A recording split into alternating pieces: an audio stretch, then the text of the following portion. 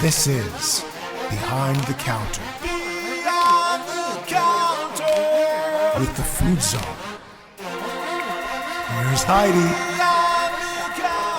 Welcome back to another episode of Behind the Counter with the Food Czar, which is me, Heidi Blum. Today's guest, I'm so excited for you guys to get to know the one, the only, Jacqueline Spiegel, also known as Jaxx Snax. Yeah.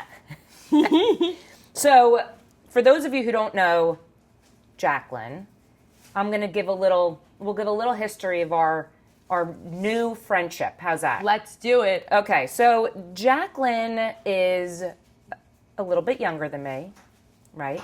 Little bit. So there's a smidge. Just a smidge.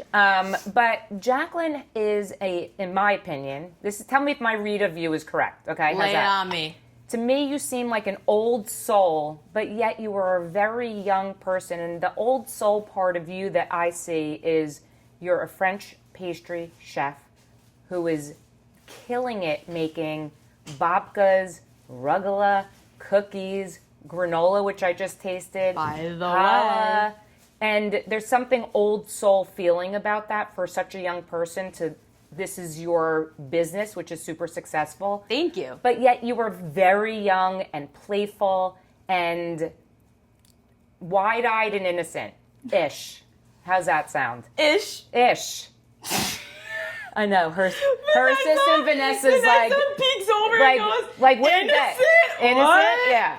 I'm innocent. So that would be No, I really am though. Like, LOL, I'm so innocent. So I am. I thought it would be fun. So we met Yeah. back in September through an event at Temple Ben Abraham and Chris Kersnan, the Babka King. And we immediately bonded. And I would say that I tried her babka, and it is one of the best babkas I've ever had that I think placed a few orders. Hey, you hear that? Yeah, place your orders now. Yeah. So I thought it'd be fun, because you're fun, to get to know how you got to where we are today. And let me just explain the setup that's happening. I'm in Jack's apartment in New York City. Hey. It is filled, and when I say filled, with baking equipment, humongous bags of flour all over the counters, pans, challahs, twisting, There's a lot going bagging, on. Yeah. shipping. All in this apartment. It's really insane. Yeah, there's a lot going on in here, guys, honestly. I don't know how I'm doing it, but it's working. You're doing it. We're doing it. So let's kick it back and but talk about how you got to where we are standing today. For sure. So did you go to college? Where did you grow up? Let's start with all of that. I grew up in Great Neck on Long Island. No, shocker. I'm just kidding. I have such a Long Island accent, it's like not even funny. Or New York City. Oh, I think we discussed. I went to Tyler Hill Camp and you went Yes, to Seneca Lake. I went to Seneca Lake. Yeah, sorry. Go ahead. Yeah, so I grew up in Great Neck, Long Island. I went to yeshiva, and then I went to NYU for like 2 years. Studying what? I wasn't studying anything. I didn't know what I was studying. Like most of us, we don't really know. We're just sort of trying to like push ourselves into something that sort of makes sense for us. That feels good, passionate. Right, that feels good and right. Nothing really felt good. I thought I might be a lawyer, but I have a severe learning disability. I'm super, super ADHD, hard to focus. And That actually makes sense. It adds up, right? Yeah, it adds up. It adds up. Reading and writing was never going to be something I was going to excel at. Okay. Even though I thought, like, okay, like, pop an Adderall, you know? But ultimately, like, it just, I needed to be in a field that I was really moving and expending the energy that I had in my body naturally when you're, like, hyper ADHD. So I wanted to go into food and health. I thought maybe a nutritionist was the right field. I'm super into health and fitness. And then, I tried to study food at NYU in food studies, but they were telling me it was going to be a really long road for me because I was taking so many classes that didn't relate to that topic. Yeah. So my dad actually found a program at the new school, Parsons, I could basically do the same sort of classes and I could take credit for going to culinary school in Soho back then it was called the Institute of Culinary, it was called the International Culinary Center. Yep. it was dissolved and joined forces with ICE. Yep. ICE, International. No, what is it? Is it the one on Varick Street that you went to? Yeah. No, I went. It was on Broadway, and I think Prince or Springer. I don't remember exactly. Yeah. It was around that area. Okay. And then, so yes, I was able to take credit for going to culinary school. Didn't think I was going to be a pastry chef, any of that. Well, hold on a second. So growing up in your house, was anybody a big cook? Absolutely not. No one. So, and were you like a foodie back then? Absolutely not. So you were not a foodie. No. And you just felt like this may be a good path because you were trying to find an easier path than nutrition at the time. No. It's actually, it's when you say it like that, it makes more sense. Yeah. But ultimately, no. I think I didn't really know what I wanted to do.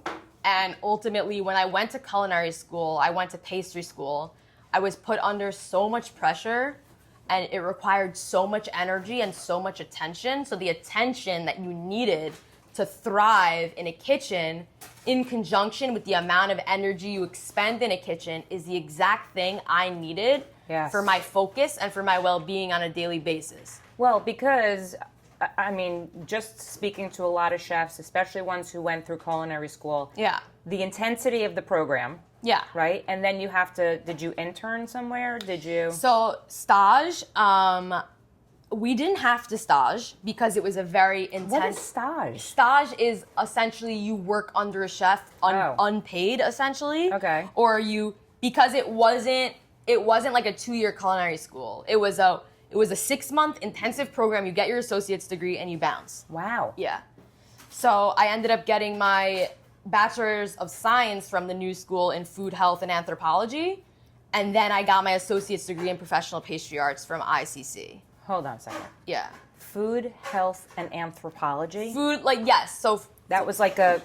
It was not. I created the major. Okay. Because I took a lot of classes at Parsons related to food culture and food heritage, food and society, and how different cultures interact with food. Yeah. And how community and food connects and all those sort of, interesting things that you hear about people coming over to America and their food and how it sort of affected our food system. Yeah, and sure. All of that. Yeah. Which is actually interesting. That's like a whole other episode. Yeah. That's actually very super interesting. Cool. Yeah. That's what I studied. And then at the same time, you were doing the program at the International Culinary School. So that was my last semester of college. So I wasn't doing them simultaneously. Got it. I had finished all of my credits that I would need to graduate Parsons. Okay. And then I segued into the culinary school for the last 22 credits of. And I would think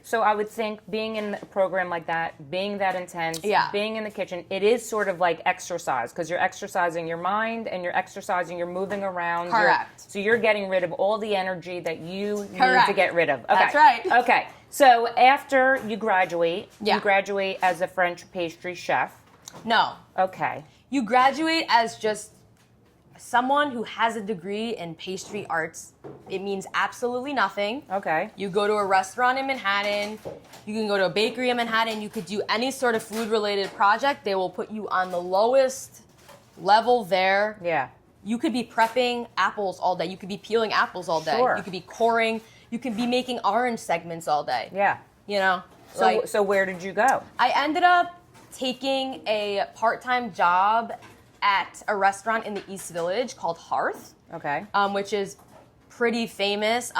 If anyone's familiar with the company Brodo, I can't believe I'm giving Marco a shout out right now, but he's my first boss. Him and Karen Damasco, they're both excellent James Beard Award winner chefs. Wow. Yeah, I was super lucky I got to work under them for a short period of time. Yeah. But they really made an impact on the way that I bake. I bake kind of like elevated, but a little rustic. Okay. I'm not super intense. Like, my pastries are very beautiful, don't get me wrong, but I don't like such intensity with all my bakes. Okay. And it's really about flavor and about, things like that. So I think ultimately I got to work for them.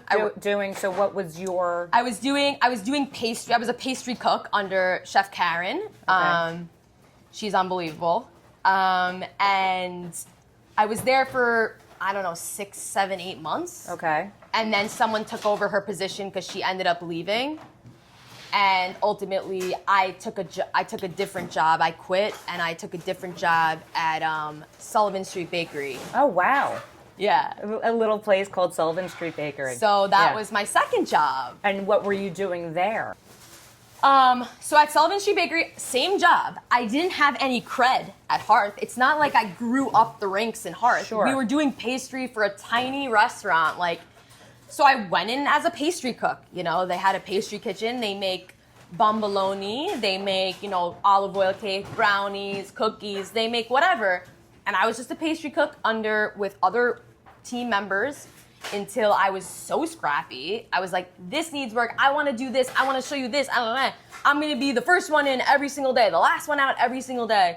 That's sort of the way I worked in that facility, and I very quickly moved up positions fast. Well, also because the power kept shifting in that role. They had a chef, he left, another chef left, he came back. So you were sort of like the staple. I was the staple at that time. So were you at this point really enjoying this path for you? It's a great question. I was enjoying it because I was able to work with really awesome people who were really talented. Were you learning a lot from them? I was learning a really nice amount, and I think in general where it fell short for me was it was the most intensity one could put on their body. Yeah. Being awake every single day at 3:45, and I typically would not leave that job until 4 p.m. Wow. Yeah. No, it was, and you had to be sleeping by 8. It was horribly exhausting, and but I loved it, and I loved it at the time, but it burnt me to the ground. Yeah. I burnt out there. I collapsed a few times at work. Wow. Yeah, I had to take a leave of absence from Sullivan Street Bakery for a solid 2 weeks to get my health in check. Wow. Mm-hmm. Yeah. So how long were you there, and then does that bring you to this? Was that type of burnout? So because the chef and the positions of power kept shifting at Sullivan Street, they gave me the head chef sort of kitchen managerial position at a very young age. Wow. I think I was too young. I don't think I was ready for the position. I didn't have enough experience doing inventory and managing numbers and really the administrative stuff. Correct. And people were fired, and whatever happens at a restaurant, it's very basic stuff, but I needed a little more time. Yeah. And it was extremely stressful. And so once that started, that's when the collapsing started, and I took a leave of absence. COVID hit 2 weeks after I came back from work. Wow. And I still wasn't well when I came back after my leave, I remember. Yeah. COVID hit, I moved back in with my parents, and I was like, sayonara. Yeah, and they tried to get me back, and I was like, I really need to focus on me right now. I was also really authentically dealing with a lot of health problems at the time. I really needed to get my health in check. Yeah. So is that when because for those who don't know Jackson, don't follow, she's a crazy athlete. I love to consider myself an athlete. If you're moving, you're an athlete. I don't know. She just gave me a look, but it's true. I guess, I'm definitely very fit, love the gym, love working out. It's my lifestyle. If I wasn't in food, I would probably be in fitness. I think anyone would agree with that. But I think, I was not well at that time. Mentally and physically. I physically was depleted, mentally was shot, everything. So do your parents still, at this point, they're still living in Long Island? They kind of bounce around. They're in Florida, Long Island, the Hamptons, the city. They sort of bounce around. Okay, so you were living with them. Correct. In Long Island, because everybody was shut down. That's what I'm saying. Yeah. So you're shut down and you're sort of regrouping on yourself. Correct. And then do you start baking as an outlet? Do you start what happens? So we were all in the house, and I just was cooking for everyone. Cooking. Not food. Just I was doing dinner and lunch, and I was just breakfast, who wants eggs, and I was cleaning for everyone because my dad would have a heart attack, but there was no housekeeper, and sorry, Dad. And we fought about that, and I said, listen, Dad, I'm fine. I don't have a job. I will clean the house because he was losing it. And I just started cooking for everyone. And then eventually my mom was like, why don't you just sell something? Or like, this one wants cookies for whatever. And I said, okay, fine. It's the time that people were doing Correct. that. Yes, yeah. That's what people were doing. So I was like, sure. So she sent out to all of her friends. She was like, Jack will bake you what you want. And they would reach out and say, can you make me a birthday cake? Can you make me a coffee cake? Can you make me brownies? And I would just say, sure. And that's kind of how it started. And I would do pickup, and they would come to my door, and I would leave it outside for them, and they would pick it up, and I wouldn't see them, and they would Venmo me, and that was how it worked. And did you enjoy doing that? I really enjoyed it at the time. Like you're like, yes. I'm in my mom's kitchen. I'm baking a birthday cake I mean, for her best chill. friend. It was chill. It was a different time back then, and COVID was terrible for so many people, and I don't discount that at all. But for me, I really needed that break, complete shot. I needed it. Yeah, I think a lot of people did actually. Yeah. But okay, so then do you start making a specific product that you say, I'm into the birthday cakes, I'm going to start making them for people? Like what? Like how does that? When I got more like a little bit busier, I stopped. Was it starting to pick up? Like was it? It starting? didn't start to pick up, I would say, until at least like things became more normal, where people were having gatherings in their backyard. Okay. Like maybe, the summer there was another variant that went around. Yes. So like, in the summer, fall time, like people started like seeing each other again, and like there were more events happening and whatever. It started getting busier. Yeah. A few months, I would say I started doing it in April. Yeah. And then it started to pick up around June, July, August time. And then by September, it was the Jewish holiday of Rosh Hashanah, and I was pretty busy at that time. Yeah. And I realized I can't just make what people want. I have to start giving people a menu and asking them to order what I can provide. Brilliant.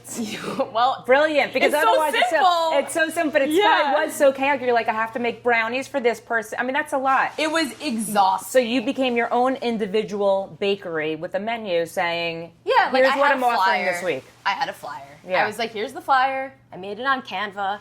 Here's the flyer. Send it out. Goodbye. And it was what was on it. Do you remember? It was like chocolate chip cookies, brownies. I think I had maybe croissants on it, just because, like, why not? Like, little flex. Maybe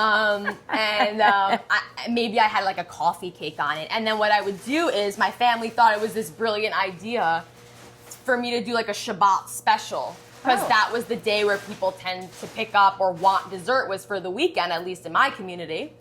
And I would do like, this really cool mousse cake, and I would do it for like a really reasonable price. I'd be like, it's only $30 for this really crafted, beautiful mousse cake. You're right. That phased out really quickly when I was like, I need to make more money. Yes. But it was like a good idea, and that also phased out because people were only buying the Shabbat special, and they weren't buying like anything else. Right.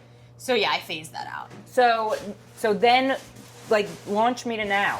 So now, so basically, I started Instagram like to promote my business back then in 2020. It really was a very hard like growth for me to get anywhere. I would say like it took me until this summer, June, for me to blow up. Yeah. I was doing videos. It hasn't even been 1 year since I hit 10K. Really? Correct, yes. So you're on the verge of 70K. I'm on 70K. I should be at 70K with God's help. Like, I would hope in like 1 week.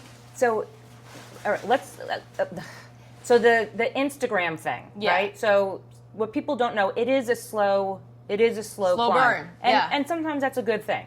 I mean, I feel it for myself. You know, I learn every day about the content, and 100%. You just don't know what the algorithm's going to give you that day. You don't know, right? It's everything, 100%. right? It's like gambling. 100%. Right? It's exhausting. So that was your way of getting your word out. Correct. I thought between that and email marketing, I have Shopify. Yeah.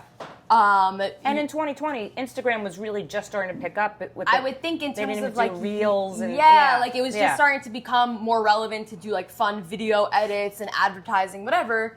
And I was in no man's land essentially. Yeah. But slowly but surely, I decided I want to do videos, and I'm just gonna make the videos and see what happens. And I wasn't great at it. Like, I didn't know how to edit well, and it was a whole disaster, and it made me exhausted to a point where I was using videographers or video editors, and they just it wasn't hitting. Yeah. Like, my followers didn't care, or like the outside people that I want to follow me didn't care. Yeah. And then one day, it was still doing good. I was doing good by the time I got to now. By the time I got to 2024, it was doing good. It was helping me gain a little business. Yeah. And finally, it started to pick up a little bit. Do you know why? So in 2024, I don't know what got me to 10K. I think it was just the grind and the consistency of videos, pushing them out, even though they weren't great. There was some videos that did okay, you know? And that will, and having collaborating maybe with some other influencers or people in the field like you who could help you get there. Yeah. A little bit of that, a little bit of, you know, advertising, paying like in full authenticity, like paying some food bloggers to have your dessert because you want your stuff, you know it's good. You just want your stuff pushed. Do you think some of it has to do with you being authentically you? Not until this year, I don't think. Because I mean, for me, who probably started following you a month ago? No, longer. Like 2 months, 3 months No, ago? before the summer. Oh, I didn't realize, okay. Yeah. Yeah. When you were brought on to be at the event. Yeah, at Babka event. So yeah, so that was probably before the summer. But watching your videos, you are very authentically Thank you. And that to me, Yeah. you know, I'm the same way, right? And this is why I love you, is that you are authentically you. So for people who do follow or you don't follow you and see your videos, you're going to get everything. You're going to get the baking. You're going to get you walking around with saran wrap on your head. You're going to get you at the gym. You're going to get you crying because you're injured. You're going to get there's different the facets. the good, the bad, the ugly, and the beautiful. Thank you. Right? I mean, I think that's what I would say about that. I really love hearing that. That makes me very happy. That is what I try to bring to the table. You do. Thank you. And I think people clearly respond to that. Do you think that, like, were you getting, when you're in the grind of it, right, were you getting orders through Instagram? So basically, when the shift started, where I started getting popular was June of this year, just a few months ago. I had one video. It's almost at 1 million views. What's the video? It's a video of me making challah for Shabbat. I'm wearing a white outfit. I'm a little tan. And that's really, no. That is really all I did differently than any other video I've ever made. Right, okay. No, I swear to God. I have not figured out what about that video went viral. There may be nothing, I know, it is exhausting. And I've tried to recreate the video 3 times. You can't. And it does well. Yeah. It just doesn't, it doesn't gain me, are you ready for this? 20,000 followers from a video. Yeah. Which it did. And that's insane. It's insane. So I had 2 videos that hit like 800K, 900K. And from that point, I've really been able to catapult myself. Like, and now most of my videos, like minimum, get like 30,000 views. So from all these followers that you have, so many orders. So many orders. Like so what happened was people were constantly asking me if I could ship. And I was like, yeah, I can, but I don't want to. Because like in my brain, I'm like, let me just focus on New York. You know, I deliver in New York, I deliver in Long Island. You know, let me focus on that. And like, I ship for the holiday season for some people, but like for the most part, I really didn't want to send my babka 2 days old to California. Right. You know, and then convince someone to pay $45 for the shipping, because I'm not paying that. Yeah. People don't care. They fucking want it. So fine, you know, I'll ship it. So now my business has shifted into this my front week, my Monday, Tuesday, Wednesday, looking like ridiculous in my apartment, shipping challah, babka, cookies, like olive oil cake across the country. Yeah. And then my back week, my Wednesday late day, Thursday, Friday morning is all my New York deliveries. Because everything's got to be made fresh, super within 24 hours. So let's discuss how your business is set up right now. Correct. Okay, so we're in your apartment. It is a Tuesday, so there's a lot going on, like you just said. We're about to ship out a lot of stuff. You have on your, and people can find it, but on, what is it, jaxsnax.com? Correct. JAXXSNAXX. We'll post it everywhere. SNAX. Oh, 1X, 2X, Two and 1X. X's, then 1X because the regular 1X was taken by someone. That's fine. Yeah. We'll post it. So, but on there, now you transition out of your parents' house into your own apartment. Yeah. And do this business as you're trying to gain followers and you're grinding I could tell it still bothers you. The grind of the No. the It's social not that. media grind is No, hard. the social media grind is horrible because I'm not a content creator, which I am now, which I'm really Yes. not. In my heart, I'm not. I'm a chef. Everything after that is like when I have time. But because everybody loves this shit so much, Yes. which I'm so blessed, thank you all, I really realize it has to be a part of the schedule. Yes. When am I doing content? Typically that's on a weekend, where I will like tape videos and try then to post edit them throughout the week. I'm so exhausted doing it. But It's a lot, but that's how you keep in front of people. Gotta be consistent, You have to yeah. be. That's part of the game too. Yeah. So on your menu Yeah. is, let me see if I have everything. I'm not sure if I do, but shipping menu is different than right. Well, regular. I saw that. So Yeah. so shipping, you can do Babkas shipping, you can do challah shipping. I could do cookies, rugelach shipping, and Okay. like an olive oil cake. I have granola shipping, and I could ship like caramel pretzel toffee shipping. And then do you add specials sometimes? Like you're like, I want to try baking this. I love For this. sure. Yeah. So like a pumpkin cake, like for now, like there'll be a pumpkin chip loaf coming up on the new season of pumpkin, and like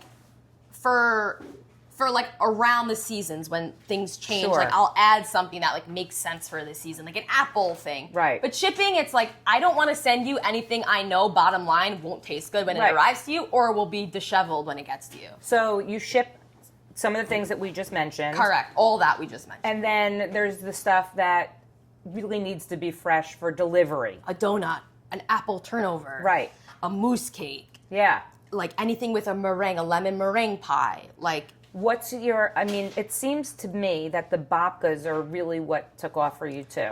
I think, yes, that is now what's making me popular. Yeah. I think, Well, I think also babka's having a moment. that's what I'm saying. I Yeah. think it's that babka is hot right now. Yes. I don't know if it's necessarily because my babka's hot or if babka's hot. I know my babka's hot though. It is hot. It's hot. It Yeah. has 1,000 million I've layers. never described babka as hot, but It's yeah, hot. yours is hot. It's hot. You Yeah. cut into it, you see 1,000,000 chocolate It's insane, layers. yeah. And it's very reminiscent of like the Brooklyn bakeries, like Yeah. the thousands of layers that they're able to create. I really like that aesthetic, so I was trying to get that. And you got it. I did get it, and I also got it dairy and got it like super rich, but like super amazing and not too sweet at the same time. It's perfect. Thank you. Yeah.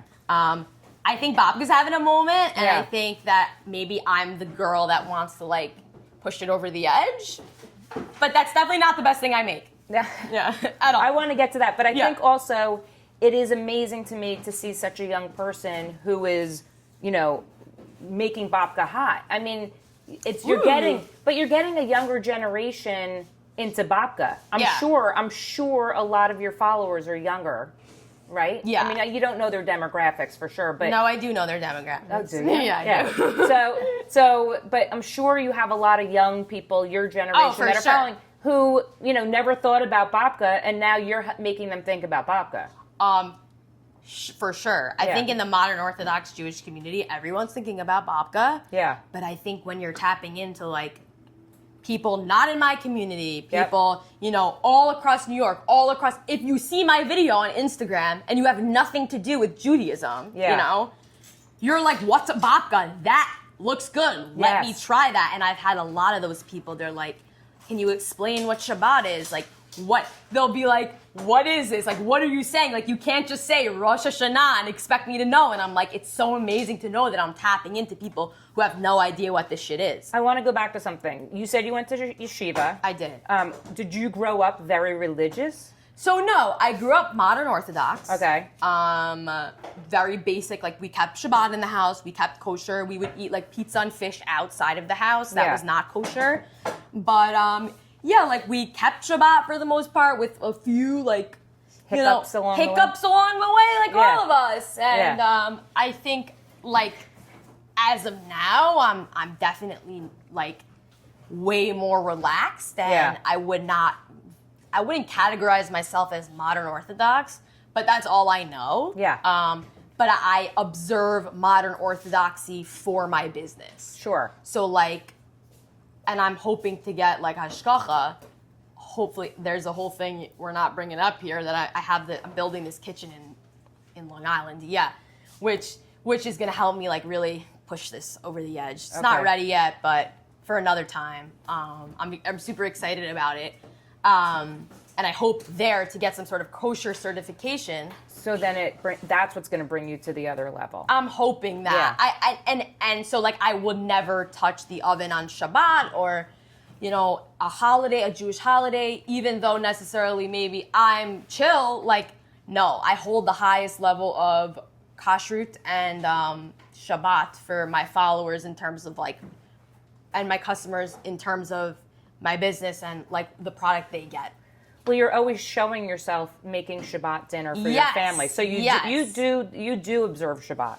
Oh, 100%. Yeah, okay. Just not by the book. You know? Yeah. You do it your way. 100% my way. Every single Friday night and Saturday is some sort of Shabbat thing. Yeah. Yeah. Because you make an amazing looking Shabbat dinner. Thank you. Would you ever consider like doing that type of cooking for people, or like showing people how to make? You know, your videos are very fun. I can't follow like how you're making. I'm not expecting it. Yes. Yeah. Would you ever consider that? Yeah. I mean, I have a few customers that will be like, "Hey, I need you to cater a brunch." Yeah. And I'll be like, "That's my shtick." 100%. You love doing that? Croissants, salmons, pastas, you know, tarts, quiches. Wow. Yeah, all that, puff pastry items, like with kale and like whatever. I can do all of that. I don't market it because I just don't really want to spread myself so thin. Totally. Even if that's where the money is at, I'm like, I'm doing pastry. People are liking it. Yeah. Like, there is a one-off occasion, someone will be like, can you cook Shabbos dinner? And I'm like, fully. Like, if you want, it's $1 million, but fully. Right, yeah. Exactly. Yeah. I do it for a low price Yeah. of. But like you know, you're set up in your kitchen, like as we're standing here now, you're always doing you're always like throwing a steak down on a board. And would you consider like doing a cooking video, like a how-to? Like, I'm just curious. Yeah. For sure. Yeah. I would do a how-to like any day of the week. Yeah. And I have done some of that. Yeah. But I find that social media or videos do better when the cuts are super quick. Of course, yeah. And you don't lose the attention of whoever's watching the video. Put this in and put this in, and yeah. Right. So even me on my videos, like everybody who like sort of gets a taste of my video before it goes up, you know who you are. Yeah. I have a lot of people super close to me that will view my video. Yeah, like, sure. You know, whatever.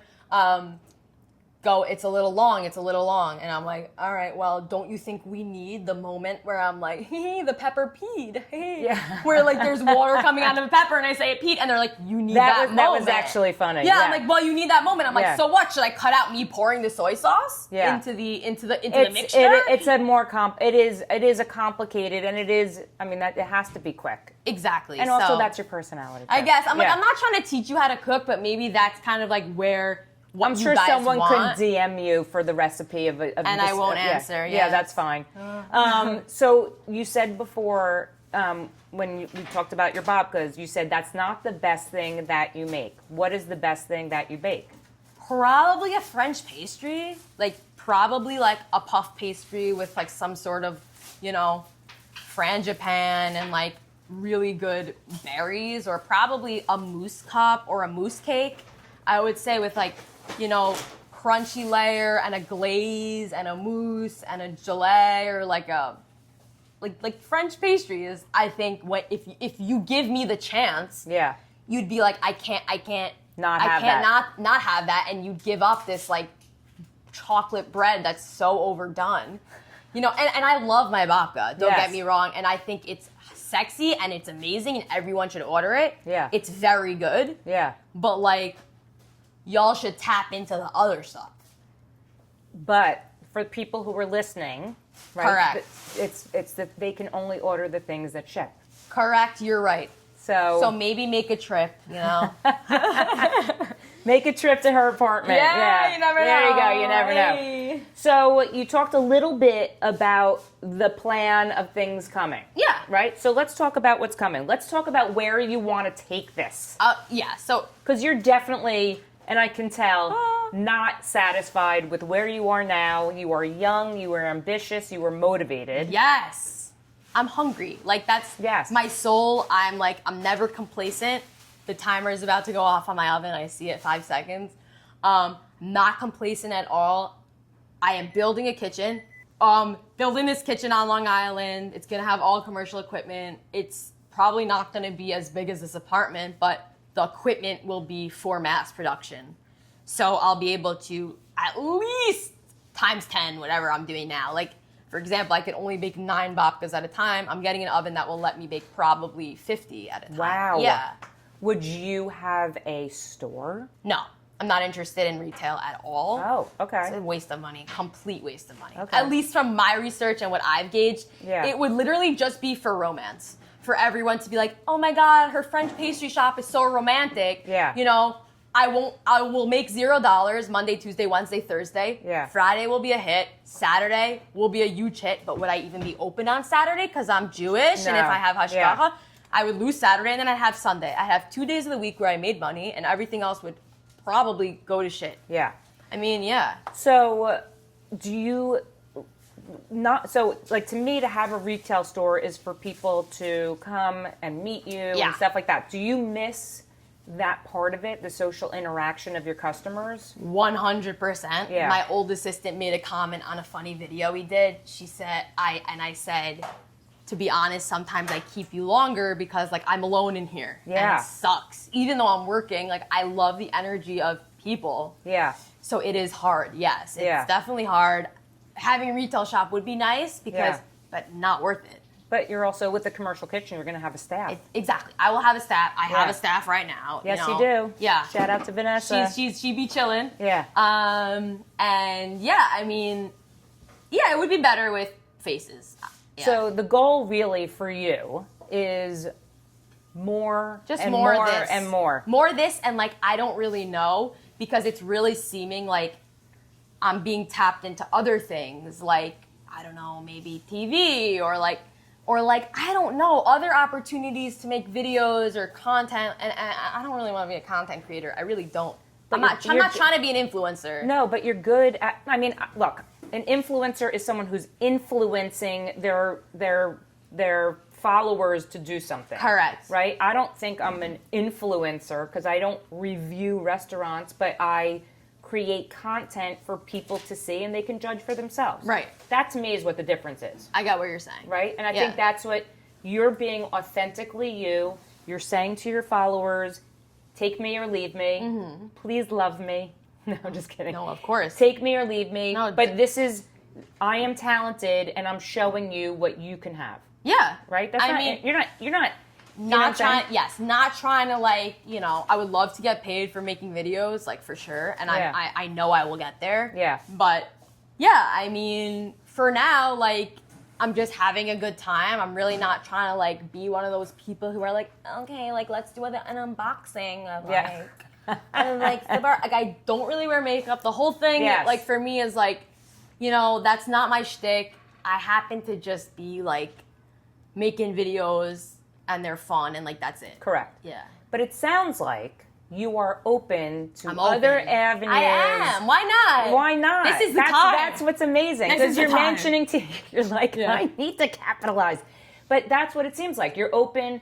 Like this is the baking is your foundation. Correct. Right? But everything else is like fun and interesting and creative. Yeah. And baking is very creative. Oh, I mean, it's the base, like the baseline. That's what I'm saying. Yeah. So it feels like at the young age that you are, which you are, is really the world is yours and you don't even know what that means yet. Yeah, I don't really want to say, oh, so the future looks exactly like this. Right now, the future looks like I'm building a sick kitchen. Yep. We're gonna produce a lot of shit in that kitchen. Yep. We're gonna expand the Jaxx Snax. We're gonna get it everywhere. We're gonna be able to do a lot more, so I don't have to decline people. Yes. Or any of that. and whatever else wants to get thrown my way. Like, I'm not looking to open up shop in every state. Yeah. And be a household name in every single state. Right. Like, I don't need that. Like, you're not Krispy Kreme. No, You're- I want yeah. my shit to be fresh, taste good, be consistent. And special. And It's special, and people know that they could get it from me, and it's unique, and it's from me, and they know that they're buying me with it. Yeah. I don't really need, like, oh my God, you know, milk Yeah, bar. they know Yeah. that they know when they're getting the babka, you're the person that's making it. I'm hoping that I'm not the person that's making it next year. But I'm saying right Yeah. now, that's Right yeah. now, guys, I'm making it. She It's is. my I mean, hands. I'm literally- No, she literally walked into me I'm, like, making walking them. into her Yeah, making it. that's true. So just to like go back to the beginning. Yeah. Okay, you know, as you said, went to yeshiva, you went to NYU, you had no plan, you didn't know what you were interested, you thought this, you thought that, Law, yeah. and now look where you are. Yeah. Did you ever imagine this is where you'd be? I'm a creative. I always was. I'm a dancer. Yeah. I'm artistic. I'm an artist, like whatever. It's not far off from like something I could have dreamt up, but like you grow up, at least in the modern Orthodox Jewish community, like get a stable job, you know, nice Jewish girl, you know, you want to do the right thing, like, you know, all those things. So in the back of my head, I was always like, you know, am I gonna be a lawyer? Like, am I gonna be a nutritionist? Because like that's a nice job and like it will make money, and Bezrat Hashem, one day I'll have kids, and like, you know, it's a good job for kids and like whatever. Or like, do I just like do what feels right? And I'm very fortunate and blessed that I was able to do what feels right, because there are plenty of people, I'm sure, who would love to do this but can't because they're just in a different circumstance. Totally. Yeah. So for someone that's listening and is like, I love that she is what you just said, because Yeah. I love what you just said. Yeah. What would be the advice that you would give to someone, not necessarily to start baking, but who is sort of starting their path and they're like, this is what I should do, but this is really what I want to do? 100%. It really depends like where you're at financially. Like, Yeah. I really hate to say that. Yeah. It gives you And freedom. It gives you freedom, but you should be able to incorporate whatever your passion is in your life in some way, whether it is making money from it or whether it is just doing it and hoping that you get to a place that allows you to explore that regardless of like what it looks like. It could be, you know, well, I actually know a guy who's pretty famous on Instagram. He does these cooking videos. Not gonna give him a shout out, but he's like he's a finance guy in the morning, and then he makes these videos and he's viral. Every video is viral, you know, that he makes, and I don't know if it's his passion to make videos, but like. And like sell like his products to people, but like that might be where he goes. Just start it. You never know. Like Yeah. you never know where it could go. Yeah. Yeah. I like that. It's true. I mean, I keep saying I'm a lot older than you, but you were very wise. Thank you. You're welcome. But it's true. I mean, you know, you have to be passionate about what you're doing. You have to be 100%. happy. Life is short, and we're here one time. So let's just give a little bit of a rundown of where people can get your Yes. amazing special products. Thank you. Thank you for bringing this up. A friend of mine recently told me it's really not obvious from my Instagram that I sell dessert. So, no, dead ass. That's funny. Dead ass. He was like, yeah. I don't know where I'm getting your stuff. I didn't know you sold anything. And I was like, okay, here's a shout out. Hi guys, my name is Jaxx Snax and I sell this shit. Yes. I was like, what you see on this page, I sell it. Yes. Yeah. So there's a link in my bio on where you can purchase all of my stuff. Which is JaxxSnax.com. JaxxSnax.com. And on Instagram. And on Instagram, it's literally the website's name without the .com. Yep. And there's a link in my bio to all my stuff. You could order for shipping. Shipping will always arrive on a Friday.